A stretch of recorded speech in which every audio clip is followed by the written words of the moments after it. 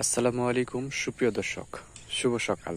আশা করি আল্লাহর রহমতে সবাই ভালো আছেন, সুস্থ আছেন। আজকে এসেছি পটল ক্ষেতে এসেছি পটলের বিস্তারিত জানানোর জন্য। পটল ক্ষেতে কিভাবে পটল উৎপাদন করা হয়। পটল মূলত একটি সবজি, ভালো মানের সবজি হিসেবে আমরা গ্রীষ্মকালীন সবজি হিসেবে পেয়ে থাকি। আর এটি চাষাবাদের সময় গ্রীষ্মকাল।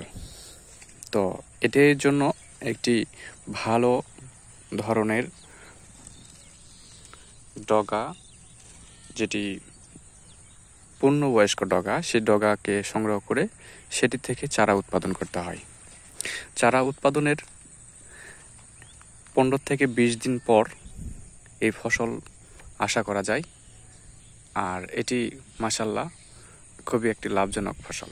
এরপর এটি জাংলা বা আড়ানি বা মাচাতে উঠায় দিতে হয়। এরপর সেখান থেকে ফল আসা শুরু করে এবং মাঝে মধ্যে গাছের পরিচর্যা, খাবার, পানি সেচ ইত্যাদি দিয়ে পটল চাষ করা হয়। পটলের একটি বিশেষ দিক আছে, যেটি পরাগায়ন করা খুব সহজ এবং পরাগায়ন করতে হয় সকালের দিকে। যদি হাতে বা কৃত্রিমভাবে পরাগায়ন করা হয় তাহলে ফলন অনেক বৃদ্ধি পায়। এখানে চারপাশে দেখতে পাচ্ছেন পটলের ক্ষেত। বেশ উঁচু জমিতেই এই চাষাবাদ করা সম্ভব হয়। যত ডগাগুলো বেড়ে উঠবে ততই পটলের ফলন বৃদ্ধি পাবে। এই যে ডগাগুলো দেখতে পাচ্ছেন, এটি যত দূর বেড়ে উঠবে ততই ফলন আশা করা যায়। প্রচুর পরিমাণে ফলন আসে যদি সঠিকভাবে পরিচর্যা করা হয়। এমতো অবস্থায় পটল উত্তোলনের জন্য মাঝে মাঝে দাঁড়ে থেকে পটল উত্তোলন করা হয় এবং পটল উত্তোলন করার একটি নির্দিষ্ট সময় আছে বাজারের পরিস্থিতির উপরে।